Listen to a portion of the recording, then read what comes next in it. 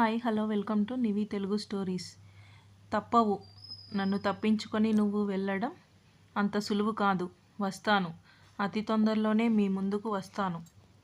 నీతో పాటు నా కోసం ఎదురు చూస్తూ ఉన్న నా ప్రియసఖిని, నా ప్రేయసి, నా కుట్టిని కూడా పట్టుకోవాలి. పట్టుకుంటాను. నా కనుసైగలు దాటి మీరు ఎక్కడికి పారిపోలేరు, పోనివ్వను కూడా. దానికన్నా ముందు, అంటే మీ దగ్గరికి రావడానికి ముందు నేను క్లియర్ చేయాల్సినవి చాలా ఉన్నాయి. అవి క్లియర్ చేశాకే మీ ముందుకు వస్తాను. మీరు నాకు సమాధానం చెప్పి తీరాల్సిందే అని ఆ ఫోటోలోని వ్యక్తిని తదేకంగా చూస్తూ ముద్దు పెట్టుకొని ప్యాంట్ పాకెట్లో వేసుకుంటాడు. ఏయ్ అన్న పిలుపుకి ఉలిక్కి పడిన నీలు, ఏంటండి? ఏంటే కాలు కాలిన పిల్లిలా తిరుగుతున్నావు? మళ్ళీ హాస్పిటల్కి వెళ్ళాలని ఉందా ఏంటి? అయ్యో అదేమి లేదు. మరేంటి? అయినా బ్రష్ చేయకుండా అంతలా ఏమి ఆలోచిస్తున్నావు? మరి అది ఏమో, నాకేమైందని ఇన్ని రకాల టాబ్లెట్లు ఇచ్చారు. చెప్పాగా కళ్ళు తిరిగి పడ్డావు అని. కళ్ళు తిరిగి పడితే ఇన్ని ఇస్తారా అండి? ఏయ్ చెప్పింది చెయ్యి, అధిక ప్రసంగం చేయకు. నీకు బ్లడ్ తక్కువగా ఉంది అంటూ, అలాగే నీకు ఇమ్యూనిటీ పవర్ లేదని, ఐరన్ డెఫిషియన్సీ ఉంది అని ఇన్ని ఇచ్చారు. చాలా ఇంకా ఏమైనా కావాలా? సారీ అండి, నాకు తెలియదండి నాలో ఇన్ని ఉన్నాయని. అందుకే అడిగా. ఇప్పుడు వేసుకుంటాలే అని వెళ్ళింది. అలా మళ్ళీ వెనక్కి వచ్చి ఆకాష్ కళ్ళల్లో కళ్ళు పెట్టి చూసి గబుక్కున బుగ్గ మీద ముద్దు, థ్యాంక్ యూ సీనియర్ అని పరిగెడుతుంది. ఆకాష్ నీలిమ వెళ్ళిన కాసేపటికి తేరుకొని తను చేసిన పని గుర్తు తెచ్చుకొని పెదవులపై నవ్వు ఇలా వచ్చి అలా మాయం అవుతుంది. అదే సమయంలో నీలిమ తను చెప్పిన విషయం నమ్మడంతో పాపం అనిపిస్తుంది తన పిచ్చితనానికి. ఏదో ఒకటి ఈ సమస్యకి పరిష్కారం వెతకాలి అని అక్కడి నుంచి వెళ్ళిపోతాడు. అలా ఆ రోజు గడిచిపోతే మరుసటి రోజు ఉదయం గదిలోకి పొగ దెబ్బకి మెల్లిగా కళ్ళు తెరిచిన ఆకాష్ తన ఎదురుగా ఉన్న నీలిమని చూసి అలా చూస్తూ ఉండిపోయాడు. అప్పుడే స్నానం చేసి వచ్చినట్లు నుదుటి మీద చిన్న నీటి బిందువులు జారుతున్నాయి. అక్కడక్కడ చిన్న వెంట్రుకలు అతుక్కుపోయాయి. నుదుటిన చిన్న కుంకుమ, చిన్న బుట్టాలు చెవులకి, ఎర్రటి గాజులు చిన్న చేతులకి, ముక్కుకి తెల్లటి రాయి కలిగిన ముక్కు పుడక, పసుపు రంగు చీర, గులాబీ రంగు అంచు కలిగిన చీర కట్టుకొని గదికి పొగ వేస్తున్న తనని చూస్తూ ఉండిపోతాడు. తనలో తానే నవ్వుకొని ఏయ్ అంటాడు ఆకాష్. ఏంటి అండి, పొద్దున్నే ఈ అవతారం చూసి బ్రతకడానికేనా? శివ శివ, ఏమి మాటలండి పొద్దున్నే. నా మాటలు సరే, తమరు ఏంటి ఎప్పుడూ లేనిది కోడలి డ్యూటీ తీసుకున్నారు? ఏంటి సంగతి అని అడుగుతాడు ఆకాష్. బెడ్ దిగి తనకి దగ్గరగా వస్తుంటే వెనక్కి వెళుతూ గోడకి తగిలి ఆగిపోతుంది. తన చేతులలో ప్లేట్ వణికిపోతుంది. అది తీసి పక్కన పెట్టి చేతులు కట్టుకొని తన వైపు అలాగే చూస్తూ ఉంటే, ఇది ఏంటి ఈయన ఇలా చూస్తున్నారు? ఏంటండి ఎందుకు ఇలా చూస్తున్నారు? కొంపదీసి గదిలో ధూపం వేయడం నచ్చలేదా ఏంటి ఈయనకి అనుకుంటుంది. మీ గదిలోకి మీ అనుమతి లేకుండా వచ్చాను అని చూస్తున్నారా? అయినా అటు నుంచి సమాధానం లేదు కదా. ఇంకా దగ్గరికి వస్తూ ఉంటే గట్టిగా కళ్ళు మూసేసింది. ఏయ్ ఇప్పుడు కొక్కరకో వచ్చిన కోడిలా వణికిపోతున్నావు. ఆపు నువ్వు నీ వణుకుడు రోగం. పో ఇక్కడి నుంచి, పొద్దున్నే మూడు మొత్తం పోయింది. ఆకాష్ మాటలకి ఉక్రోషంగా తన వైపు చూస్తూ, నాకేమీ వణుకుడు రోగం లేదు. ఎందుకు ఎప్పుడు నన్ను ఏదో ఒకటి అంటారు? ఇంకోసారి నన్ను ఏమైనా అన్నారు అంటే ఏం చేస్తావే చెప్పు? ఏం చేస్తావు? వేలేడంత లేవు, నోరు మాత్రం ఇంతుంది. పొట్టిదాన, పోయి పని చూసుకో అంటాడు ఆకాష్. ఎవరు పొట్టి? ఎవరు అంటూ ఆకాష్ మీదకి వెళ్తుంది. ఎవరినో నేనెందుకు అంట? నువ్వే పొట్టిదానివి. నువ్వు నీ చిన్నపిల్ల వేషాలు.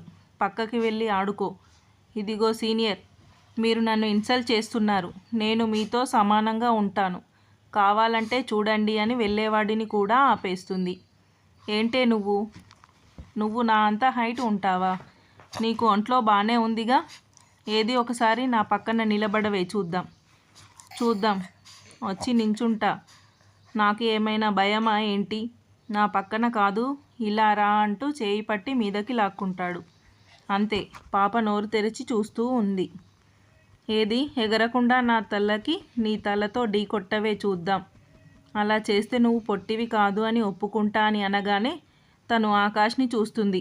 చూడడానికి ఎలా ఉంది అంటే దూకుడు సినిమాలో సమంత చూసినట్లు చూస్తూ ఉంటే నవ్వు ఆపుకోవడానికి చాలా కష్టపడుతున్నాడు ఆకాష్. తను చూడడానికి ఎలా ఉంది అంటే చిన్నపిల్లలా ఉక్రోషంగా చూస్తుంది. చూడ్డానికి చాలా ముద్దుగా ఉంది. తనని చూసిన ఆకాష్కి ఏవేవో చిన్నప్పటి జ్ఞాపకాలు చుట్టుముట్టాయి. అలా తనకి తెలియకుండానే నీలిమని 2 చెంపలు పట్టుకొని చూస్తూ ఉంటూ ముద్దు పెడతాడు ఏమో అనుకుంటుంది పెదవుల మీద.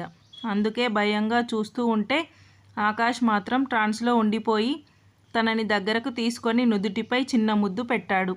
ఆ ముద్దుకి నీలిమ కళ్ళు మూసుకొని పరవశించిపోయింది.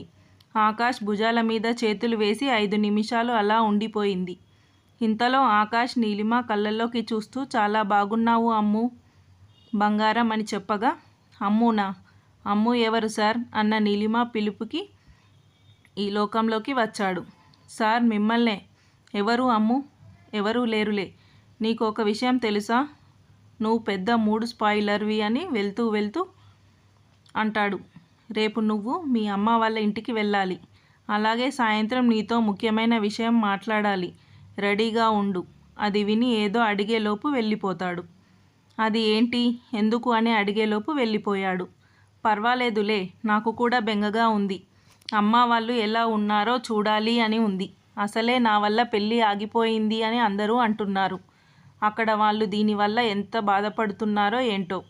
ఎంతైనా నేను నిజంగానే నష్టజాతకురాల్ని అని అక్కడే ఏడుస్తూ ఉంటే అదంతా చాటు నుంచి చూస్తూ ఉన్న ఆకాష్కి కోపం, బాధ కలిపి అది తట్టుకోలేకపోయాడు. ఇంతలో ఏదో పగిలిన పెద్ద శబ్దం రావటంతో గది బయటకు వచ్చి చూస్తే ఫ్లవర్ వాజ్ పగిలి ఉంది. ఎందుకో అర్థం కాలేదు. ఎన్నిసార్లు చెప్పాను దానికి ఏడవద్దు అని. అయినా అదే తప్పు చేస్తుంది. అయినా దాన్ని కాదు, నా రాతని అనుకోవాలి. నేను ఏదో అనుకుంటే ఇంకా ఏదో అయింది.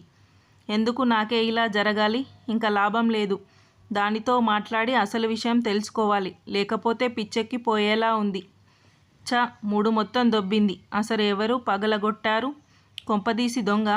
చీచి, దొంగ అయితే ఎత్తుకెళ్తాడు కానీ ఇలా పగలగొట్టాడు కదా. సరేలే, ఏదైతే అది. నీలిమ ఎవరబ్బా? బాబోయ్, అత్తయ్య గారు వచ్చారు ఏంటి? ఏంటి అత్తయ్య గారు? నీకు పొద్దున్నే చెప్పా కదా రేపు గుడికి వెళ్ళాలి అని, మర్చిపోయావా? ఆవిడ ఎందుకు ఆ మాట అన్నారో అర్థం కాక చూస్తూ ఉంటే, ఏంటి ఆలోచిస్తున్నావు? ఇందాకే హాస్పిటల్ నుంచి వచ్చావు, రెస్ట్ తీసుకోకుండా తిరుగుతున్నావు ఏంటి అంటే, అది అత్తయ్య గారు మరేమో, మరి ఇందాక గది బయట ఎవరు ఫ్లవర్ వాజ్ పగలగొట్టారు, అది చూద్దామని వచ్చాను. అంతలో మీరే వచ్చారు. చూడటాలు చేయటాలు కాదు, నువ్వు ఈ ఇంటి కోడలివి. నీకు మేము చేసి పెట్టాలి కానీ నువ్వు చేయడమేంటి? అది లేదు ఇది లేదు. నీకు చిన్న గీత పడ్డా నీ మొగుడు మాతో ఆడుకుంటాడు. ఊరుకోండి అత్తయ్య గారు, మీరు మరీను. పూజ చేయడం కూడా తప్పేనా? పూజ విషయంలో మినహాయిస్తే నువ్వు దేనికి కష్టపడకు. నీకు ఏమైనా అయితే అసలు నేను తట్టుకోలేను. ఎందుకో తెలియదు, మన మధ్య ఏదో అనుబంధం ఉంది అనిపిస్తుంది. గత జన్మలో తల్లి కూతుళ్ళ బంధం అయి ఉంటుంది అనుకుంటూ అంటారు. Thank you for watching.